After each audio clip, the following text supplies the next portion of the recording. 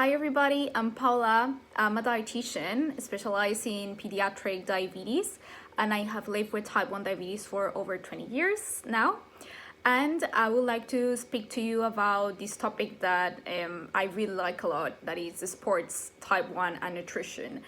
So first of all, it's important to remind that when you are diagnosed with type 1 and probably you are a young adult or even a child, probably it's more difficult to think about exercise because for some people it starts to be more challenging to manage the glucose levels. I don't know if that has happened to you.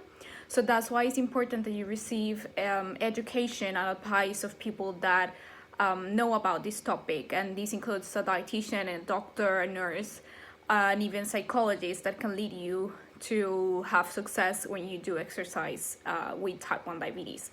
And it's very important that you're trying or that you are at this moment doing exercise because it helps you in your general health and even the emotional health. The most important thing to think is that, or to understand, is that when you do exercise, your insulin requirements would drop because the body would be more sensitive to insulin. And that's why it's important that we cannot exercise doing the same things as usual. What happens if you have too much insulin? What happens if you have too little amount of insulin? That could lead to problems, having hypos or hypers when you do exercise. And we need to understand that our body works differently than a person without diabetes. A person without diabetes, when they do exercise, they will regulate, without even thinking about it, the insulin levels. So they will not go hypo or hyper. But in our cases, we need to think as a pancreas.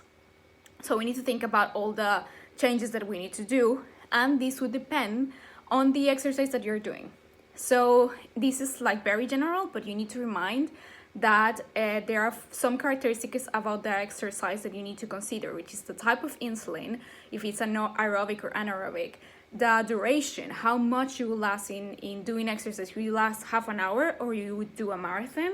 Then the frequency that you're doing the exercise. Are you doing every day during a week? You have never done exercise and then you're going to start fully every day in the week, or are you going to do it 3 times a week? All of these things you need to consider.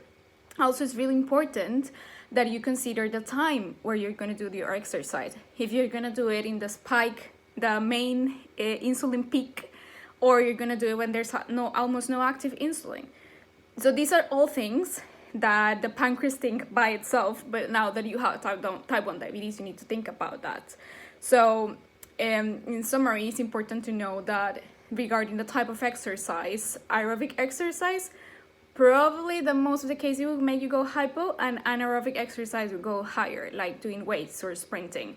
So that's important to know. Then if you last a lot doing the exercise, if you're going to exercise for 2 hours, probably you're going to need carbohydrates in the middle of that exercise because the body glycogen reserves are going to go over. So that's why it's important to always carry carbohydrates with you.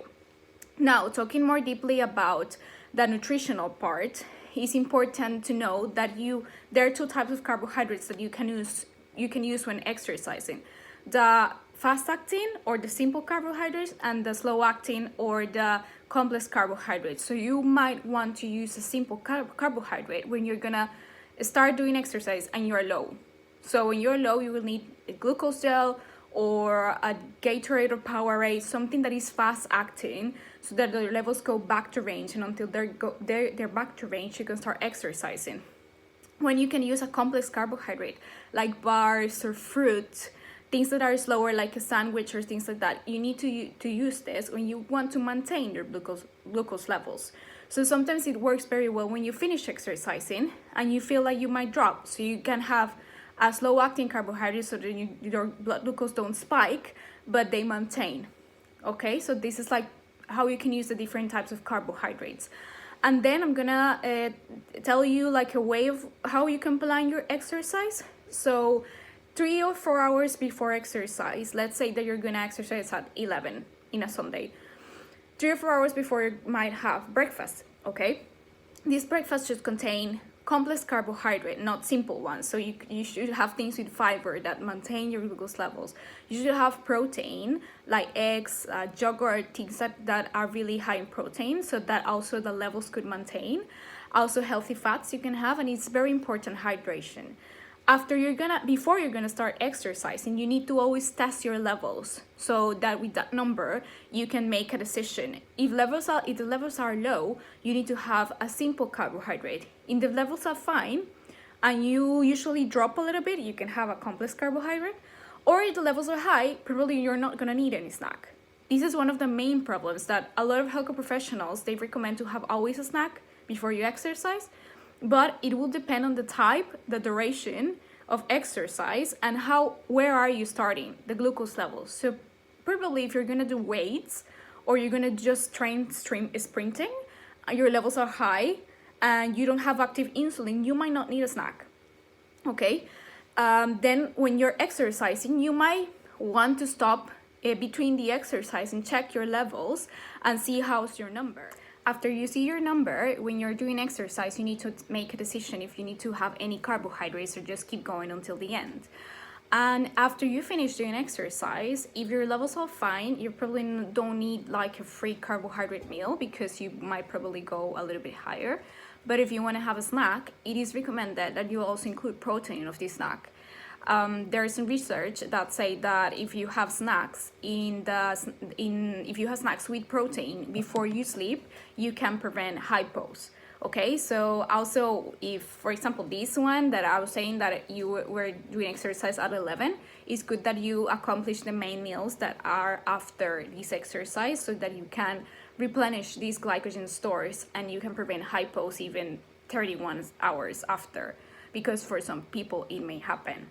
Okay, and then it's important that depending on the glucose levels, you can do a diary of what has been happening to your levels when you do exercise. So for example, if you've never done exercise, you can write, okay, I did exercise at this time, these were my levels, I did these adjustments, I had extra carbs, I didn't have extra carbs, which carbs work best for me. And when you do this, you can see patterns and you can make adjustments with your doctor or with your dietitian, and you can do exercise freely. And always remember that if you are always doing one type of exercise, for example, if you do rugby and then you're gonna start doing weights, it would cause a different effect on your levels. It doesn't mean like if you started exercising, it's gonna be the same always. And it would also depend on the frequency, as I was saying at the beginning. Your body would react different when you have been doing exercise for months than when you haven't done exercise at all for a lot of months. And your body has the chance to get used to it. When we were in the marathons with Gavin, we saw that his body started to get used to the marathons. So we didn't need to adjust his basal insulin so much compared to the beginning. So just keep that in mind that the body can get used to that. And some general recommendations that I would like to give to you is also that if you have any questions about supplementation, always consider your own body. Do you have any complications? Do you really need that supplementation? Because sometimes people don't really need supplementation and they start taking it and it's like a waste of money. So if you want to start taking multivitamins, consider it with your doctor or dietitian. And also, if you're going to start having whey protein, you need to consider if you really need it. Okay, so always consider that and always ask for help. But you can have them if you have diabetes. With caffeine, if you're gonna have a caffeine supplementation, it's important that for some people your glucose might go higher before starting exercise, and even more if you're gonna do anaerobic exercise. So just keep that in mind.